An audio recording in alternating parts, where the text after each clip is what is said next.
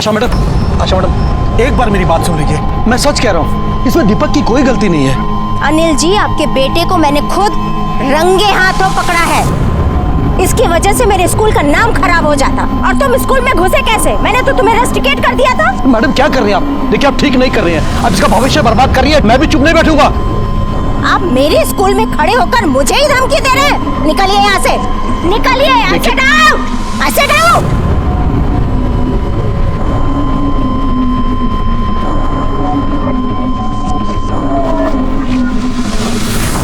पापा अब क्या होगा? कांड करने से पहले सोचना चाहिए था। क्या कर रहे हो तुम लोग यहाँ पे? जाओ अपने क्लास में। मैडम, आपने कुछ जरूरी मीटिंग के लिए कहा था, तो मैं सारे टीचरों को बुला लूं? नहीं शुक्ला जी, मैं बताती हूँ आपको बाद में। अभी आप जाइए। जी।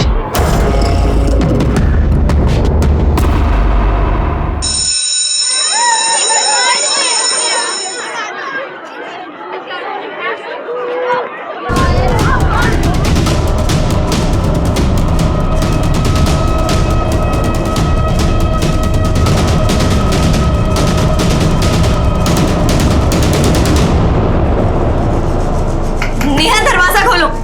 नेहा प्लीज दरवाजा खोलो। नेहा, नेहा तो दरवाजा क्यों नहीं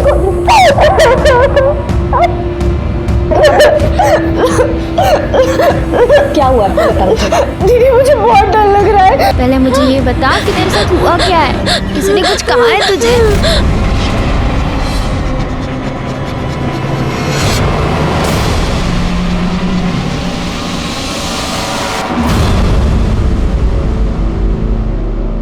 सिद्धार्थ, क्या कर रहे हो तुम?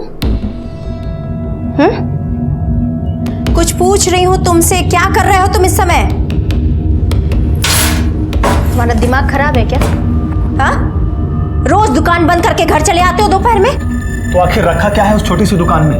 हाँ, लोग मजाक उड़ाते हैं मेरा, आपको पता है? बोलते हैं माँ स्कूल के प्रिंसिपल है और बेटा दुकान चलाता है। तुमसे ज्यादा शर्म ना मुझे आती है सिद्धार्थ। पढ़ाई वढ़ाई तो तुमसे हुई नहीं, 10th पास करने के बाद दुकान में नहीं बैठोगे तो क्या करोगे? और तो फिर क्यों नहीं आप मेरा वो शोरूम खुलवा के दे रही हैं? मैं कब से बोल रहा हूँ ना आपको, आप क्यों नहीं कर रही मेरे लिए? ऐसे पेड़ पे नहीं उगते हैं। पहले ये दुकान तो चला के दिखाओ, उसके बाद खोल दूंगी तुम्हारा शोरूम।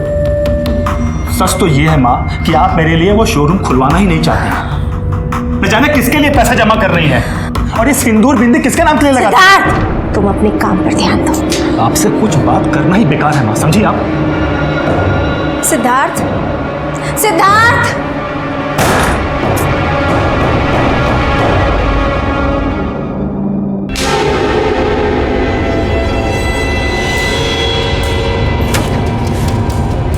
तुमको मना किया है ना कि यहाँ पे मत आया करो। ये औरत को ना कुछ समझ में नहीं आता। ये लड़का कौन है? क्या जाने, है तो प्रिंसिपल, लेकिन इनकी हरकतें तो देखो। एक बात बता, इसके पति को तो कभी हमने देखा नहीं, तो ये किसके नाम का सिंदूर लगाती है? पता नहीं।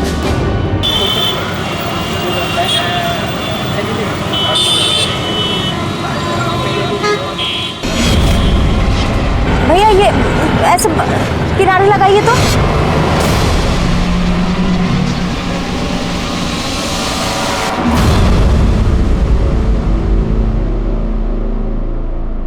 भैया उस ऑटो का पीछा करिए तो।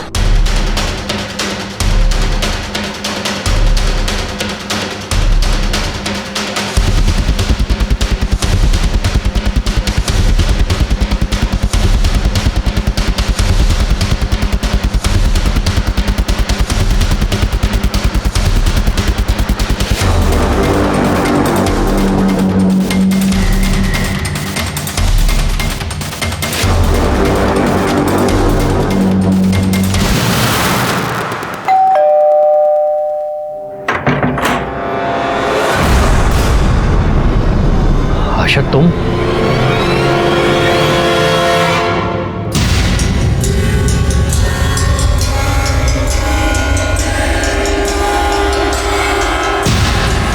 न जाने किसके लिए पैसा जमा कर रही हैं और किसके नाम का ये सिंदूर लगा रही हैं।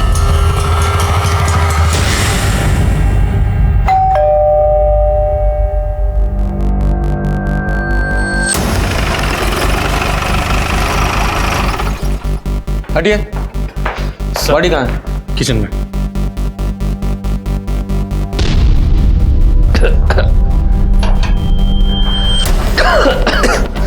सर बड़े ब्रूटल तरीके से मौत हुई है। सर इनका नाम आशा शर्मा था, स्कूल में प्रिंसिपल थी और सर इनकी एज कुछ 45-46 के अराउंड होगी। सर हम यहाँ पर जब आए थे तब दरवाज़ा बाहर से लॉक था, फिर हमने ही खुलवाया। ये देखिए सर। हाँ लेकिन ये तो सेल्फ लॉक है ना, हो सकता है कोई घर के अंदर पहले से ही हो, जलाने के बाद दरवाजा बंद करके भाग गया। माँ माँ माँ माँ माँ रुको। माँ भगवान। आप इनके बेटे हैं सिद्धार्थ? कहाँ थे आप? मैं सर अपनी शॉप पर था, मुझे मेरे पड़ोसी का फोन आया, तभी मैं भागता हुआ इधर आया। भगवान। पासवान, बॉडी को पोस्टमार्टम के लिए भेजो, फॉरेंसिक को बुलाओ और घर की अच्छे से जांच करो। सर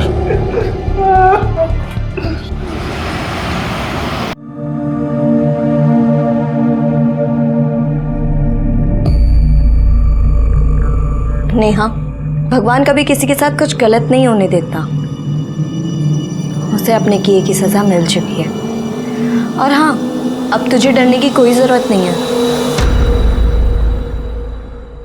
पापा, हमें बहुत डर लग रहा है।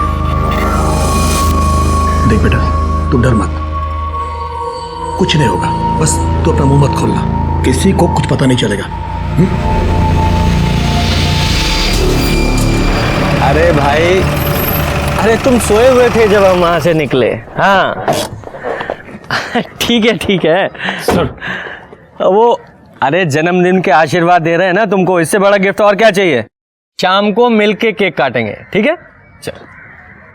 हाँ बोल। सर प्रिंसिपल आशा शर्मा की पोस्टमार्टम रिपोर्ट आ गई है। सर रिपोर्ट के मुताबिक बॉडी 75% जल गई थी और मौत का समय दोपहर 3 से 6 के बीच का है।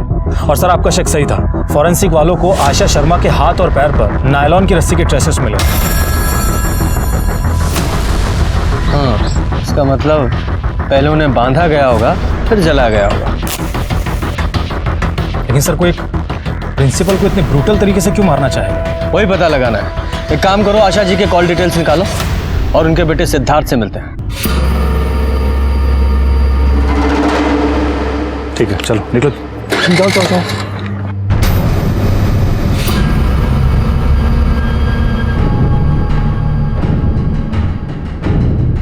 सर आप लोग इस वक्त यहाँ पे?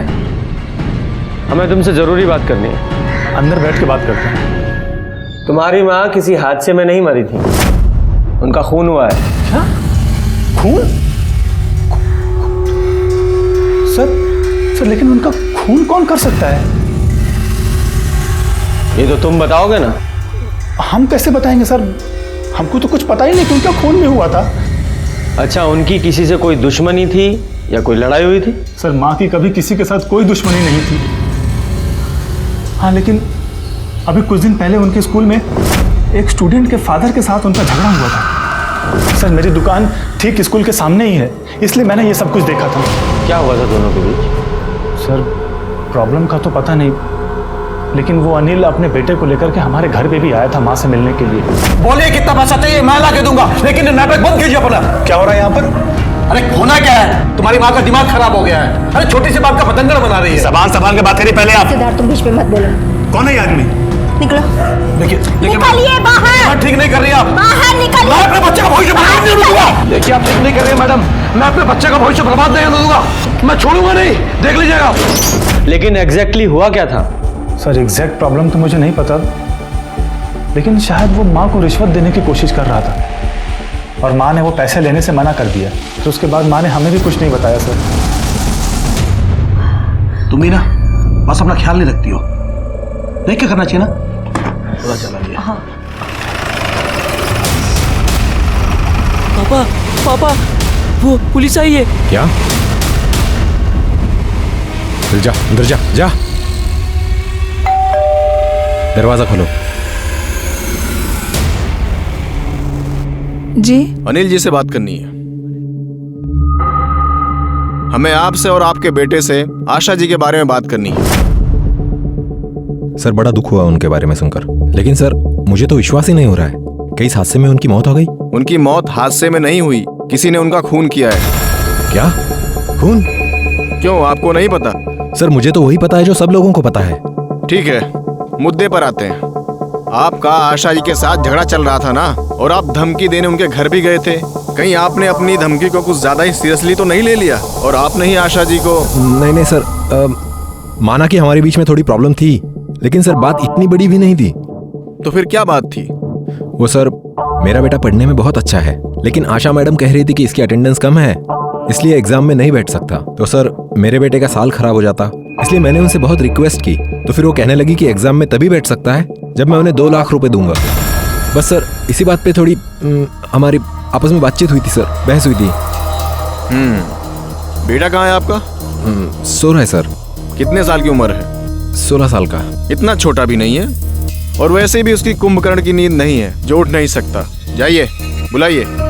गुरु की इज्जत नहीं कर सकते तो कानून की तो इज्जत कीजिए। बुलाइए।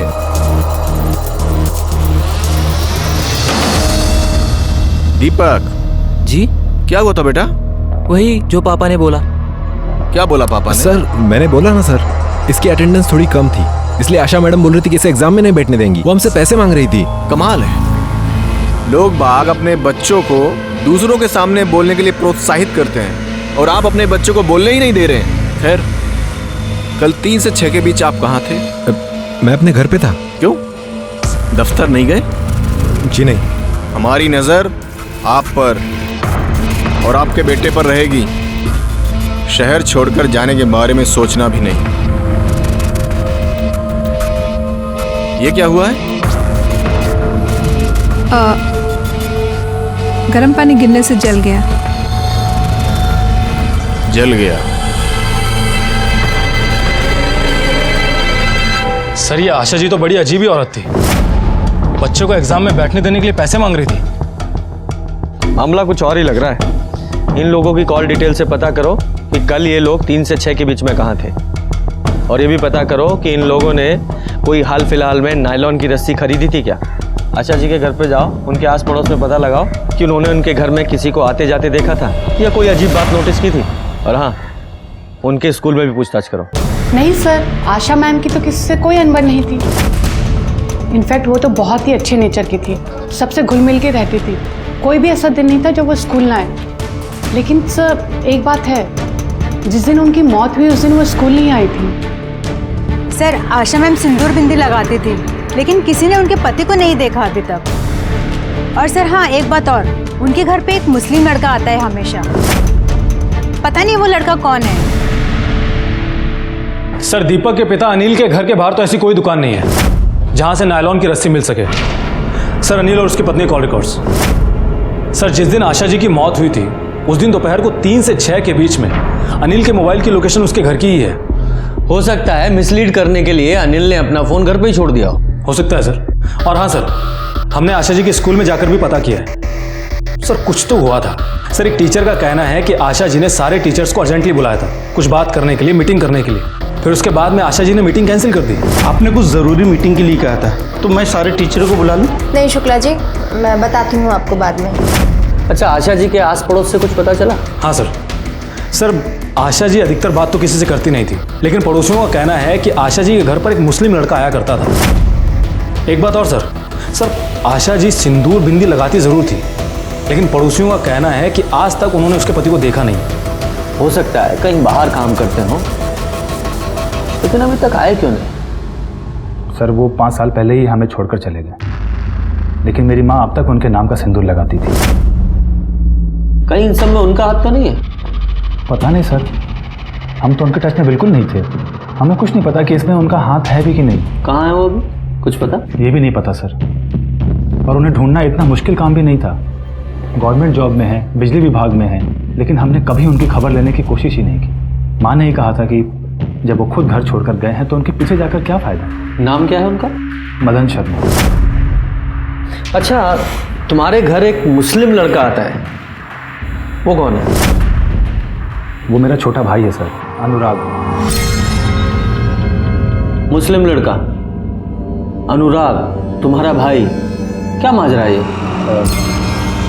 दरअसल अब उसका नाम असलम है, वो कन्वर्ट हो गया है। क्यों कन्वर्ट हो गया है? सर पुराने घर से जब हम लोग यहाँ पर शिफ्ट हुए थे तो उसके कुछ ही दिनों के बाद वो। अनुराग ये क्या कर रहा है? ये सब क्या है अनुराग? क्या कर रहे हो? पूछ रही हो कुछ? मैं कन्वर्ट हो गया अम्मी। क्या अम्मी? जानता था अम्मी आपको प्रॉब्लम होगी, लेकिन मैं ऐसी दोहरी जिंदगी नहीं जी सकता।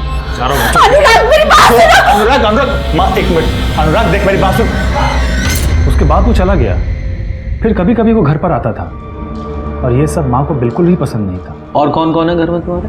सिर्फ फैमिली में बचा ही कौन है? कहने को तो पापा हैं, अनुराग है, लेकिन कहाँ है सर वो? एक माँ थी अब वो भी नहीं। हमें अनुराग का कमरा देखना है।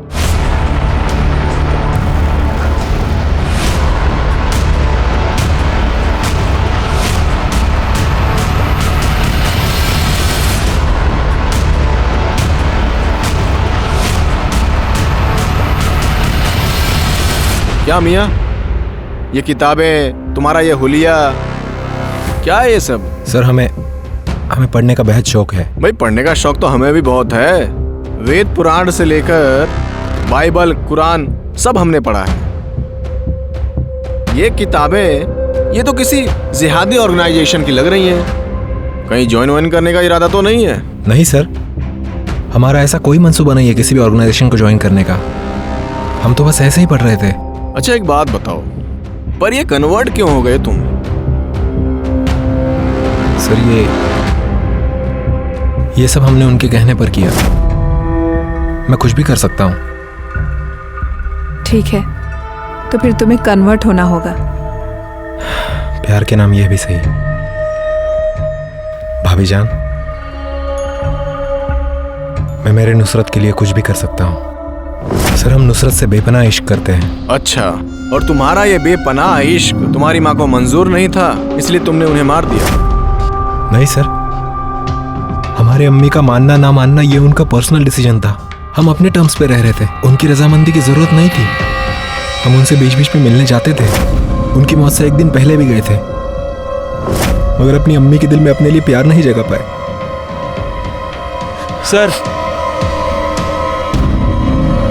हाँ ठीक है अनुराग, असलम आप जा सकते हैं। जी सर, आशा जी के कॉल रिकॉर्ड्स और लोकेशन डिटेल्स भी आ गए हैं। सर जिस दिन आशा की मौत हुई थी उस दिन सुबह वो स्कूल नहीं गई थी, बल्कि उन्नाव गई थी और उसके बाद फिर वापस घर पर आ गई थी। और सर मौत से 1-2 दिन पहले आशा जी ने गैस एजेंसी में फ़ोन किया था सिलेंडर के लिए, और मौत वाले दिन सुबह भी फ़ोन किया था। हाँ, उस दिन मैंने एक सील्ड सिलेंडर वहाँ देखा तो था।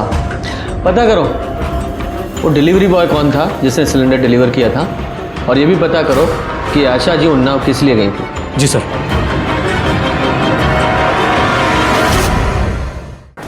सर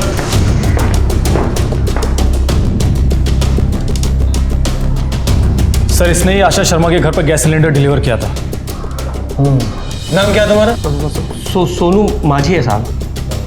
लेकिन साहब हम कुछ नहीं किए हैं साहब, हम इनको बताए हैं, हमको पता चला कि वो जल के मर गए हैं साहब। हम बाल बच्चे वाले आदमी साहब, हम कुछ नहीं। अरे ठीक है, हमें पता है तुमने कुछ नहीं किया, तुम्हारी थोड़ी सी हेल्प चाहिए बस।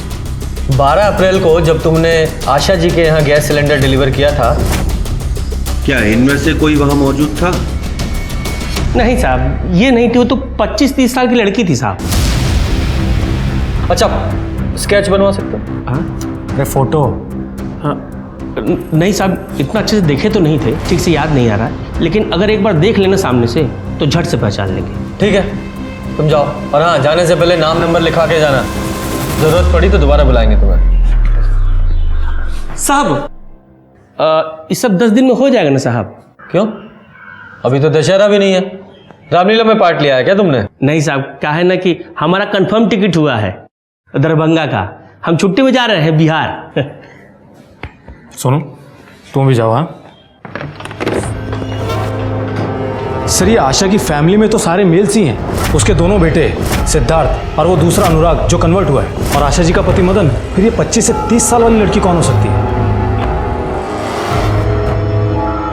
अनुराग बोल रहा था ना उसकी कोई गर्लफ्रेंड है। अनुराग और उसकी गर्लफ्रेंड को बुलाओ, हो सकता है आशा जी के मर्डर में उसी का कोई हाथ। नेहा चलो खाना खा लो। नहीं, मेरा मन नहीं है। मैंने बोला ना, अब कोई प्रॉब्लम नहीं है, प्रॉब्लम की जड़ खत्म हो चुकी है। चलो खाना खा। बोला ना मेरा मन नहीं है। जो हुआ बहुत गलत हुआ, मुझे नहीं खाना। नेहा। अनुराग। असलम। ठीक है, इनमें से आपकी गर्लफ्रेंड कौन है? जी नुसरत, हमारी गर्लफ्रेंड, और ये हमारी भाभी जान हिना। ठीक है, आप इधर रुकिए, आप दोनों अंदर चलिए, साहब ने बुलाया, आइए। सर आपने हमें और नुसरत को बुलाया था? नहीं, बस वो हमको नुसरत से मिलना था और पूछना था कि जिस वक्त आशा जी के घर में आग लगी थी उस वक्त आप दोनों कहाँ पर थे? सर हम दोनों नुसरत के भाभी जान के घर पे थे, हिना शेख। ठीक है, आप नुसरत की डिटेल्स लिखवा दीजिएगा पर। ठीक है सर, चलिए। आप लोग शहर छोड़कर बाहर मत जाइएगा। सर आप लोग हमारी अम्मी की कत्ल के लिए हम पर शक कर रहे हैं? हम सिर्फ अपना काम कर रहे हैं। और एक कहावत तो आपने सुनी होगी कि कई बार घर के चिराग से ही घर में आग लग जाती है। जाइए, चलिए।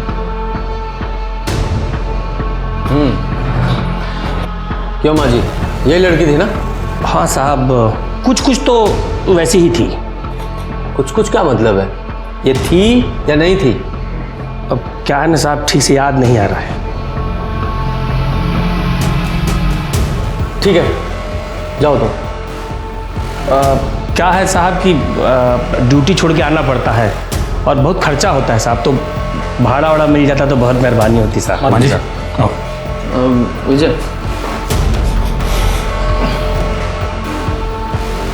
चलो।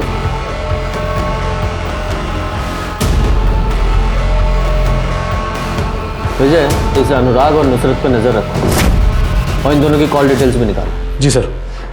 अरे सर क्या आप कंप्लेंट कर रहे हो सर? अरे इतना सा लड़का था सर, हमारी आंखों के सामने से हमारी बाइक लेकर चला गया सर। नहीं सर, आप चलिए और हमारी बाइक दिलाइए सर। मैं नहीं जानता सर। क्या हो रहा है ये?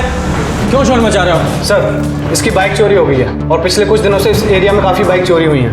हाँ तो कंप्लेंट तो लिखानी पड़ेगी ना। शांति से बैठो और पहले कंप्लेंट लिखाओ। Sorry sir. पासवान, सारे सिग्नल्स को अलर्ट करो और उनकी सीसीटीवी फुटेज भी चेक कराओ, और जितनी बाइक आज तक चोरी हुई हैं सबका आरटीओ से क्रॉस वेरिफिकेशन कराओ।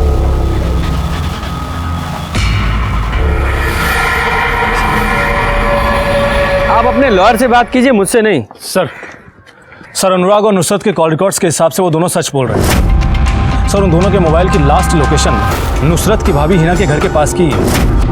और सर हमने आशा के पति मदन के बारे में इलेक्ट्रिसिटी डिपार्टमेंट में जाके पता किया, उसका ट्रांसफर हुआ है उन्नाव में। उन्नाव? ये आशा जी के कॉल रिकॉर्ड्स के हिसाब से अपनी मौत से पहले वो उन्नाव ही गई थी ना, राइट? हाँ सर। और सर मदन के ऑफिस वालों ने बताया है कि आशा ने वहाँ के पुलिस स्टेशन में मदन के अगेंस्ट कंप्लेंट करवाई थी दूसरी शादी करने पर। मदन ने दूसरी शादी की थी और इसी वजह से मदन को जॉब से निकाल दिया था। पता किया किससे की उसने दूसरी शादी? हाँ सर।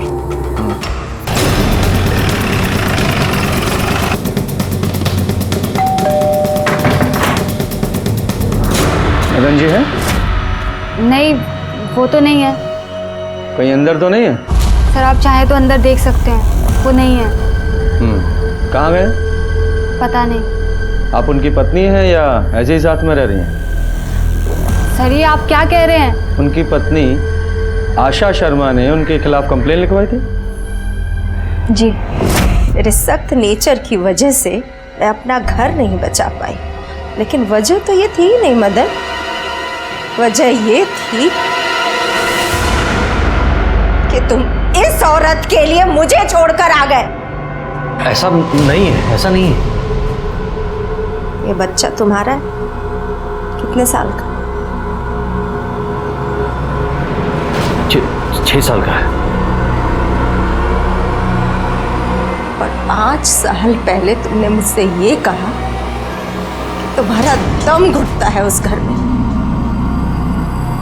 ये क्यों नहीं कहा कि तुमने गिरहस्ती बसा ली है इस औरत के साथ, बच्चा पैदा कर लिया है? मैं पुलिस में कंप्लेन करूंगी, तुम्हारे ऑफिस जाऊंगी। ना तुम्हारा ये बच्चा जायज है और ना तुम्हारी ये बीवी, तुम्हारी ये पूरी शादी ही नाजायज है। इनके खिलाफ इंक्वायरी चल रही है। उस दिन के बाद से वो पता नहीं कहाँ चले गए हैं। मुझे लगता है कि उन्होंने मुझे भी छोड़ दिया है। पासवान, इस मदन की कॉल डिटेल्स निकालो, उसका नंबर ट्रेस करो और इस किरण पर नजर रखो। जी सर।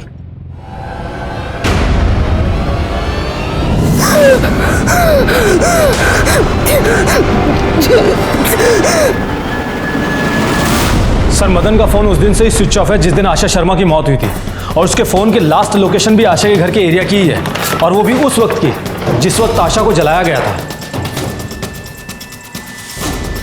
आशा जी ने मदन के खिलाफ कंप्लेंट की थी, जिसकी वजह से इस मदन की नौकरी छूटने वाली है और दूसरी बीवी भी। कहीं ऐसा तो नहीं कि किरण और मदन दोनों ने मिलकर आशा जी को जला दिया हो? वो औरत जिसे उस सिलेंडर वाले ने आशा जी के घर पे देखा था, हो सकता है वो किरण ही हो। जब तुम्हारी जरूरत थी तो पहले शादी की, बच्चे पैदा किए, अपनी लाइफ को पूरा एंजॉय किया आपने, और अब इस उम्र में अपनी पहली पत्नी के होते हुए उसे धोखा देकर अपने से आधी उम्र की लड़की के साथ तुमने दूसरी शादी कर ली, और जब पहली बीवी ने कंप्लेंट की तो मार डाला उसे। नहीं सर, मैंने नहीं मारा आशा को। आपकी कॉल डिटेल्स हैं हमारे पास। जिस समय और जिस दिन आशा जी का मर्डर हुआ, आपकी फोन की लोकेशन उन्हीं के घर के आसपास एक्टिव थी। जी, मैं गया था वहां पर।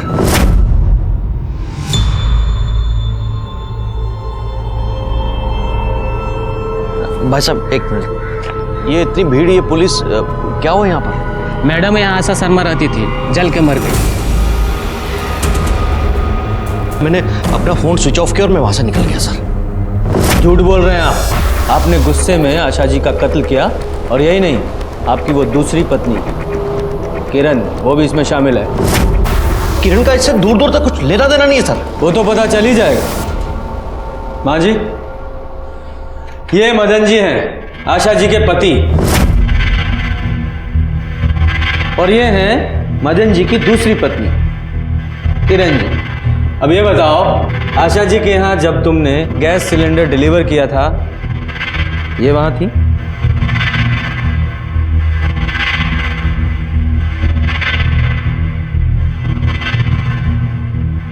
हाँ साहब, यही होगी साहब, क्योंकि जो दूसरे घर में आग लगाए उसे किसी दूसरे को आग में झोंकने में कितना वक्त लगेगा? हो ना हो यही होगी साहब। अरे होंगी क्या मतलब है? देखो, थी या नहीं थी, कंफर्म करो।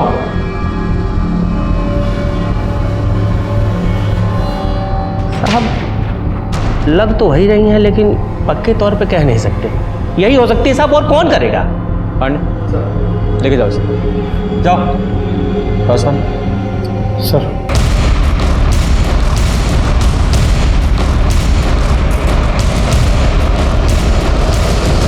मदन ने चारबाग स्टेशन से ऑटो लिया था, और उसी से वो आशा जी के घर पर गया था, और उसी ऑटो से वो वापस भी आया था। ये बात तो कंफर्म हो चुकी थी। तो सीधे सीधे आशा जी के खून में उसका हाथ नजर नहीं आ रहा था, लेकिन आशा जी के खून की प्लानिंग में उसका हाथ नहीं था, इस बात से हम इनकार नहीं कर सकते थे। आशा जी के केस में हमारे सामने बहुत सारे सस्पेक्ट्स थे, लेकिन मुझे लग रहा था कि मैं और भी दिशाओं में देखने की जरूरत थी। मुझे एक काम करो, ये आशा जी के स्कूल में एक बार फिर से जाके पता करो, क्योंकि ये काफी स्ट्रिक्ट थी। हो सकता है किसी स्टूडेंट का एंगल सामने आए।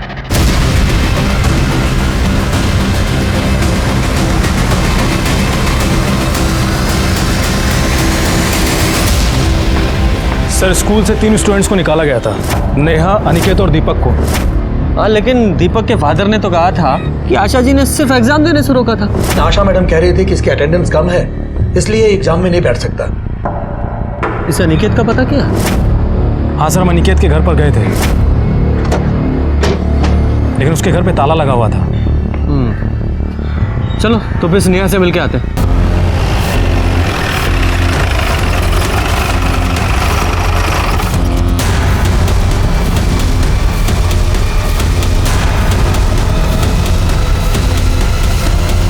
क्या हुआ है?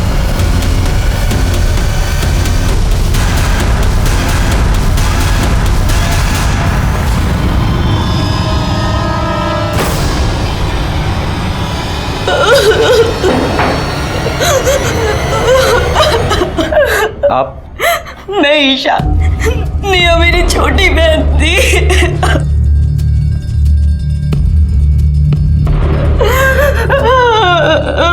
आप कहाँ थी जब ये सब कुछ हुआ? आज मैं ऑफिस से जल्दी आ गई और जैसे ही मैं घर में आई। नेहा, नेहा कहाँ है तू? मैंने देखा कि नेहा इस हालत में है। ये किसी परेशानी में थी या डिप्रेशन में? नहीं सर, नेहा बिल्कुल नॉर्मल थी। ऐसा जरा चेक करो, कोई सुसाइड नोट वगैरह मिलता है तो। सर सॉरी ईशा जी, लेकिन आप बता सकती हैं कि इसे स्कूल से क्यों निकाला गया था? हो सकता है उसी वजह से इसने सुसाइड किया हो। बाय द वे, आपको पता है कि इसके स्कूल की प्रिंसिपल आशा शर्मा, उनका भी मर्डर हो गया? हाँ सर, सुना तो था मैंने। सर सुसाइड नोट तो नहीं मिला है। ठीक है पूजा,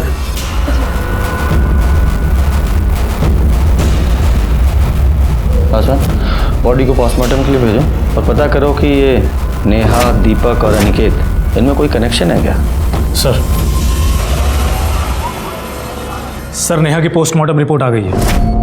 ठीक है, अंदर आओ। सर बॉडी पर स्ट्रगल का कोई भी मार्क नहीं है और मौत फांसी लगने से ही हुई है। इसका मतलब ये सुसाइड ही था? Yes sir. और सर हमने नेहा के कॉल रिकॉर्ड्स और लोकेशन डिटेल्स भी निकलवाए हैं। सर नेहा ने आशा से कभी डायरेक्ट बात तो नहीं की थी, लेकिन वो अनिकेत के जरूर टच में थी और अनिकेत ने आशा के सेल पे फोन किया था और इस अनिकेत का फोन तभी से बंद है जब से उसे स्कूल से निकाला गया।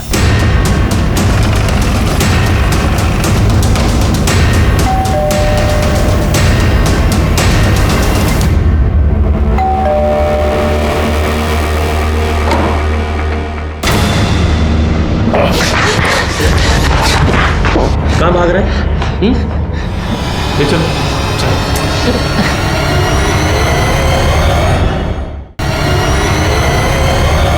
ये सब क्या है? गलती हो गई सर। सर इस फाइल में उन सारी बाइक्स के नंबर्स है जो पिछले कुछ दिनों में इस एरिया में चोरी हुई थी।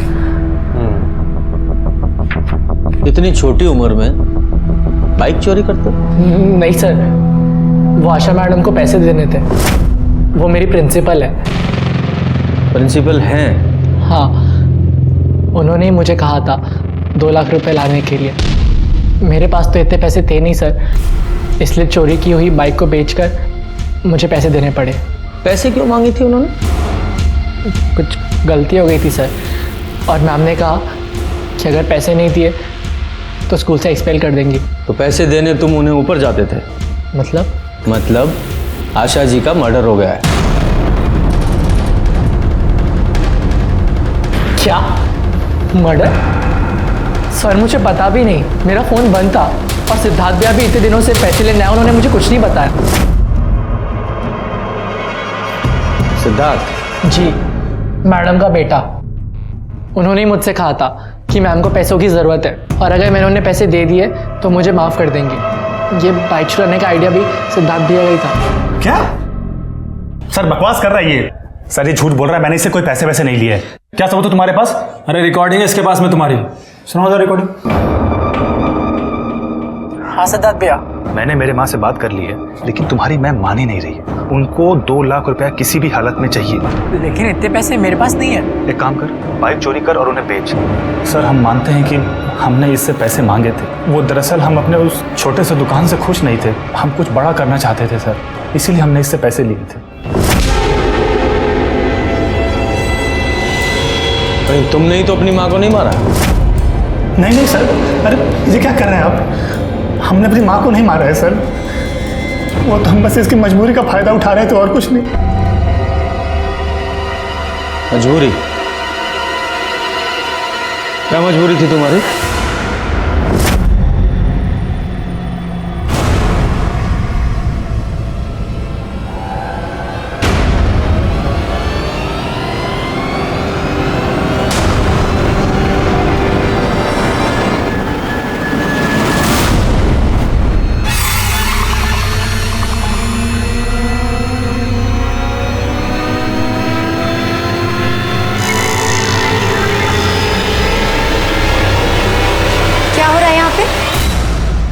नहीं कुछ नहीं कुछ।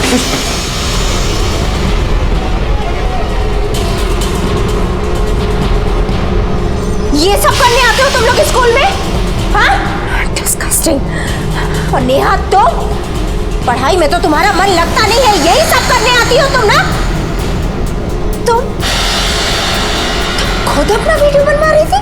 I am so sorry ma'am, मुझे नहीं पता था ये वीडियो बना रहा होगा। लेकिन तुम्हें ये तो पता था कि तुम क्या कर रही हो, और वो भी स्कूल में? मैं तुम तीनों को एक्सपेल कर दूंगी। सर मैंने आपसे कहा ना सर, मैंने आशा जी को नहीं मारा सर।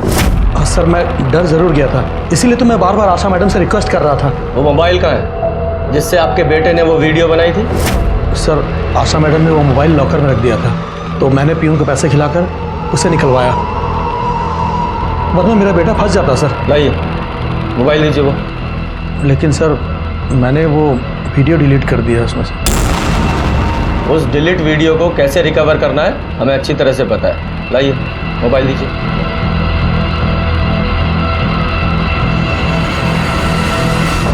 परीक्षा, तुमने हमें सब कुछ बताया क्यों नहीं? क्या बताती सर कि आशा मैम की वजह से मेरी बहन ने अपनी जान दे दी।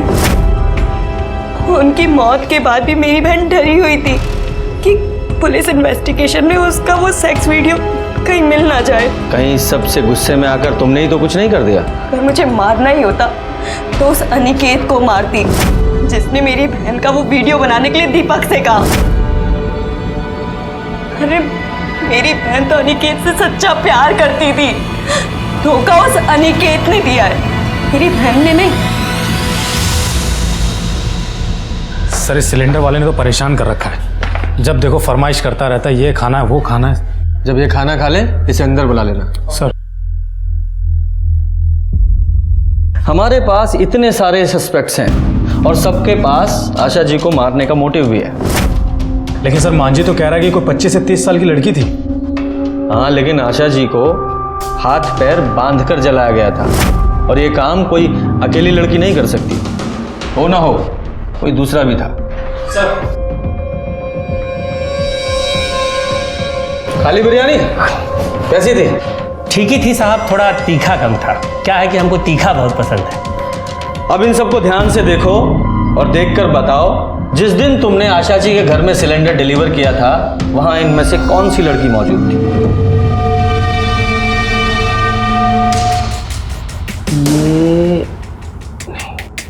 ये नहीं थी साहब। ये भी नहीं थी साहब। क्या है ना साहब कि अब इतना सारा फोटो देखकर हमारा दिमाग ही काम नहीं कर रहा है। निकलो निकलो यहां से, जाओ। मजाक लगा रखा है तुमने यहाँ? पुलिस इंक्वायरी चल रही है। हाँ ना, तुम्हारी हाँ ना के चक्कर में किसी की जिंदगी बर्बाद हो सकती है। दरभंगा का टिकट है ना तुम्हारा? चलो सीधे जाके गाड़ी में बैठ जाओ, निकलो। चलो जाओ जाओ। विजय, इतना तो पक्का है कि जिस दिन आशा जी का मर्डर हुआ उनके घर में एक औरत मौजूद थी। एक काम करो, मर्डर वाले दिन के 3 से 6 के बीच की उनके घर के आसपास जितनी भी औरतों के मोबाइल एक्टिव थे सबकी लिस्ट निकालो। सबकी? हाँ, थोड़ा मुश्किल है लेकिन हमारे पास कोई ऑप्शन नहीं है।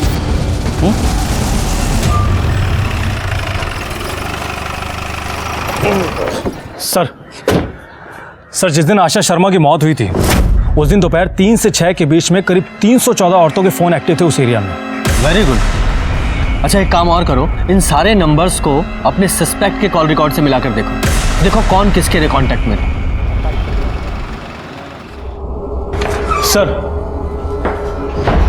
सर पता चल गया है, उन 314 औरतों में से एक के कांटेक्ट में कोई है जिसके पास आशा जी के दूसरे नंबर से कॉल्स आ रहे थे।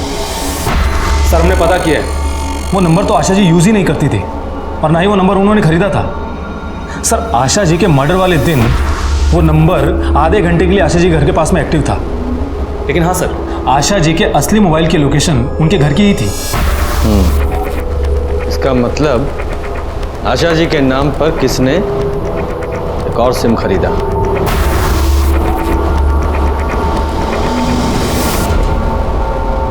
हाँ तो बोलिए, हिना भाभी जान, आपके मोबाइल पर आशा जी के दूसरे नंबर से कॉल कैसे आया?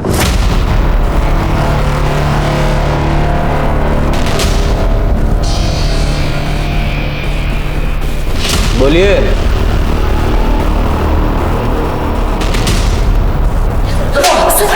सर रुक जाइए, हम बताते हैं। इनके भाईजान इनका निकाह कहीं और करवाना चाहते हैं। लेकिन भाभीजान आपके कहने पर हम कन्वर्ट तक हो गए। लेकिन इतना काफ़ी नहीं है। दरअसल जिनसे इनका निकाह करवाना चाहते हैं इनके भाईजान, वो सरकारी नौकरी करता है। वो उनके अब्बू थे ना इकबाल के, वो गुजर गए तो उनकी जगह पर उन्हें नौकरी मिल गई। अब आपको सरकारी नौकरी तो नहीं मिल सकती है ना? मिल सकती है। कैसे? जैसे इकबाल को मिली।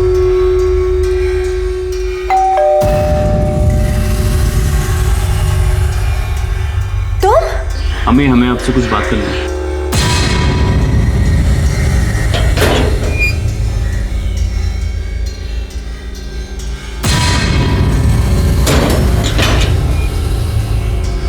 बोलो क्या बात करनी है?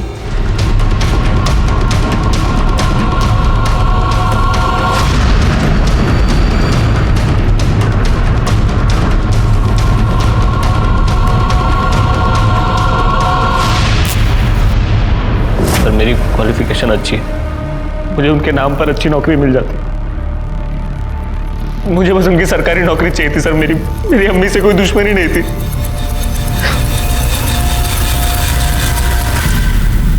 एक बेटा सिर्फ नौकरी पाने के लिए कैसे अपनी मां का खून कर सकता है? अनुराग, हिना और नुसरत तीनों को उनके किए की सजा मिली। लेकिन सवाल ये उठता है कि क्या आशा जी को उनके साथ होने वाले अपराध की दस्तक नहीं मिली थी? मिली थी, क्योंकि अनुराग कन्वर्ट हो गया था, वो उनके अगेंस्ट चला गया था। इसी बात से यह दस्तक मिली कि उनका बेटा मतलब पढ़ने के लिए कुछ भी कर सकता है। नेहा ने सुसाइड कर लिया, तो क्या ईशा को इस बात की दस्तक नहीं मिली थी कि उसकी बहन इतना बड़ा कदम उठा सकती है? ईशा को दस्तक मिली थी क्योंकि नेहा इतनी छोटी सी उम्र में एक लड़के के साथ संबंध रखे हुए थी। उसे समझना चाहिए था कि उसकी बहन इतनी छोटी है कि मुश्किल आने पर वो अपने आप को संभाल नहीं पाएगी, और हुआ भी यही, उसने आत्महत्या कर ली। ये बहुत जरूरी है कि हम अपने रिश्तों को संभाल कर रखें, लेकिन उससे भी ज्यादा जरूरी ये है कि मुश्किल आने पर हम अपने आप को संभालें। इसी के साथ मैं सीनियर इंस्पेक्टर रंजीत ठाकुर आपसे विदा लेता हूँ। सतर्क रहिए और देखते रहिए क्राइम पेट्रोल दस्तक, क्योंकि मकसद बताना नहीं, बचाना है। जय हिंद।